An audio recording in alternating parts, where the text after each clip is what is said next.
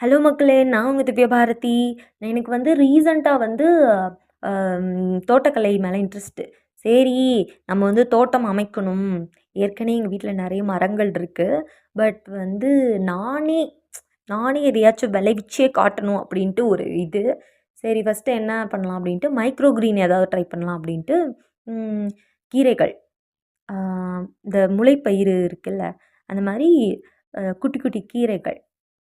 குட்டி குட்டியா கீரைகள் விளையும். அதுலேயும் மைக்ரோ நியூட்ரியன்ட்ஸ் இருக்கிற மாதிரி கீரைகள் விளைவிக்கணும் அப்படின்ட்டு ஆசை வந்துருச்சு. சரி, என்ன பண்ணிட்டேன், உடனே உடனே டம்ளர் எடுத்தாச்சு. டம்ளர் எடுத்துட்டு ஒரு ஒரு கை ஒரு கையில் பாதி பாதி அளவு மடக்குனா கொஞ்சம் வரும்ல, அந்தளவுக்கு ஓரளவுக்கு கையில் வெந்தயத்தை எடுத்து டம்ளரில் போட்டு தண்ணியை ஊற்றி ஊற வச்சிட்டேன். ஒரு நாள் போச்சு, 2 நாள் போச்சு, 3 நாள் ஆச்சு. ஒரு நாள் தான் ஊற விடணும்னு நினச்சேன். 3 நாள் ஆயிடுச்சு, மறந்து போயிட்டேன் நான். அப்புறம் ஐயோ மறந்துட்டோமே அப்படின்ட்டு இவ்வளோ ஆசையாக ஊற வச்சுருப்பேன். அப்புறம் மறந்துட்டேன்ட்டு எடுத்துட்டு ஆல்ரெடி டேட்ஸ் சாப்பிட்ற ஹேபிட் எனக்கு இருக்குது. அதில் கொட்டை இல்லாத டேட்ஸ்லாம் வச்சுருந்தேன். அதில் ஒரு பாக்ஸ் காலி ஆயிடுச்சு. அந்த பாக்ஸில் என்ன பண்ணியிருந்தேன், செம்மண். நீங்கள் எந்த மண் யூஸ் பண்ணணும்லாம் எனக்கு பர்ஃபெக்டாலாம் தெரியாது. எனக்கு தெரிஞ்சதை சொல்கிறேன். நான் செம்மண் செம்மண் போட்டு அதில் உரம் அந்த மாதிரிலாம் எதுவும் யூஸ் பண்ணல. ஃபெர்டிலைசர் எதுவுமே யூஸ் பண்ணல.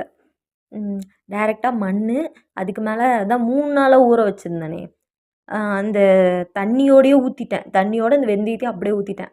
ஆக்சுவலி அந்த தண்ணியை கீழே ஊற்றிட்டு அந்த வெந்தயத்தை மட்டும் போட்டிருக்கலாம். நான் எல்லாத்தையும் ஊற்றிட்டேன். அந்த தண்ணி வேஸ்ட் ஆயிருமே அப்படின்னு. என்ன மாதிரிலாம் யோசிக்காதீங்க, அப்படிலாம் கிடையாது. நீங்கள் வெந்தயத்தை மட்டும் போடலாம்.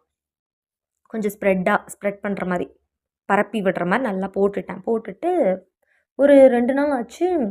அந்தளவுக்கு ஒரு எஃபெக்டும் தெரில. அதுவும் இல்லாமல் நான் ஊற்றின தண்ணி இன்னுமே இருந்தது மறுநாளும்.